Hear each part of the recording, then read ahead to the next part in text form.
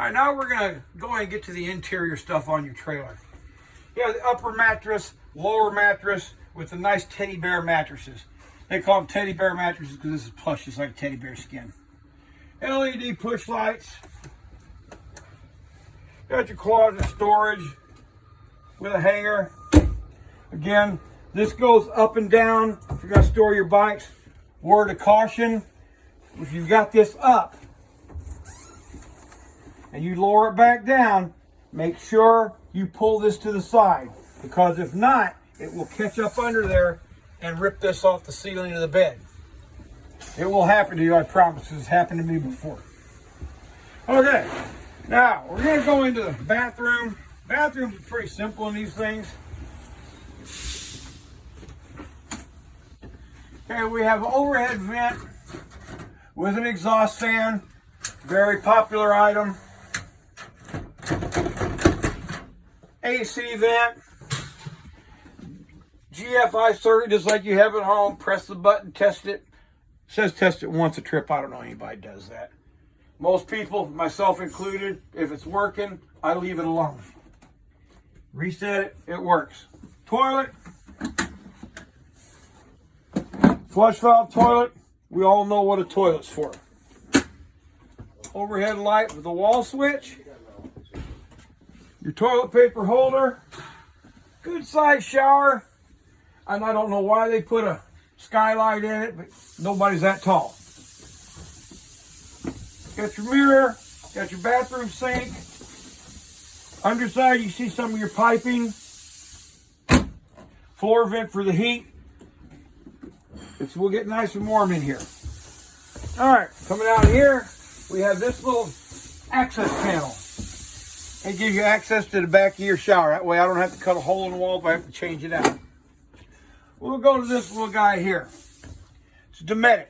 That controls your rooftop air conditioner and your furnace. Just touch it, it comes on blue. Touch it the second time, it says auto. That's where you want to leave the fan, is on auto. That way it'll do its own thing. We're going to go to cool. I'm going to set it down and see if we can get it to kick on. This morning's a little cool. Let's see if we can get her to kick in. And there it comes. Now, it goes through ceiling vents, one in the bathroom, up front, here, back here. Also, it has a quick cool feature. You can open it up and it blows everything right down here and cools this area real fast. That's kind of what you should do. It cools it real fast. Once it gets cool, you can close this off and it directs more through the vents. It will still come out the vents a little bit with this open, but it gets better with this closed. Now, you want to make sure, leave it on auto, set your thermostat. It's just like at home. It's going to kick on, kick itself off. Now, if you need the furnace, just touch it again. Go to, you see it says furnace. It has the little wavy lines coming up like off the heat off a coffee cup. Set your thermostat. Furnace will kick in. Floor vents throughout the unit. This is the access to the furnace. Not anything in there for you, but that's where the access is for me. Okay, just like at home, it will heat up the temperature, shut itself off. It will heat up the temperature, shut itself off. When you're done, press it again, goes to off. Then the blue light will stay on for a minute, then it kicks off. The furnace will continue to run, fan only, until it cools the burning chamber down. Then it will shut itself down.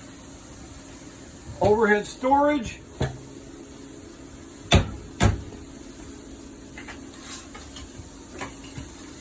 You got the little mini blinds here.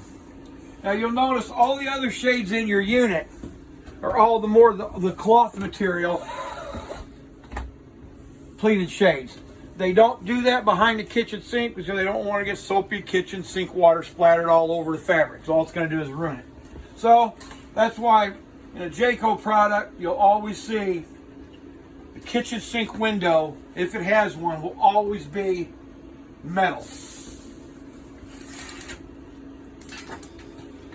Faucet, sinks. This is our work area right here. You got your little light. 2 switches. This switch controls your awning light outside. You want to take a look at that?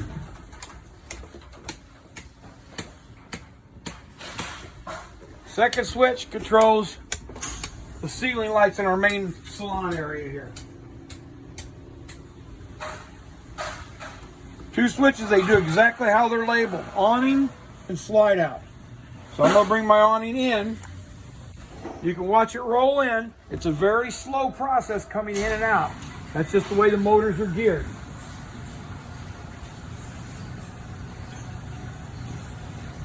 It's so easy to put an awning in and out now. That's why if it's raining outside, run your awning in. If it's windy outside, run the awning in. It doesn't take that much time.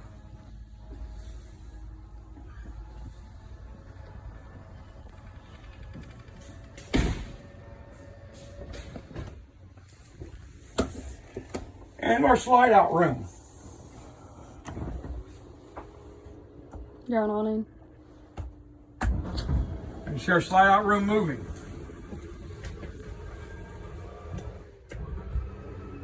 Now, caution the children. That's not a ride at Six Flags. Not meant to be going in and out riding on the dinette seat. Okay, our monitor panel. This is where it tells us everything that's going on in this coach.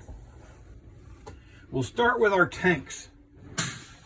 Gives our batteries. We're fully charged on the battery, and it's charging while we're plugged in.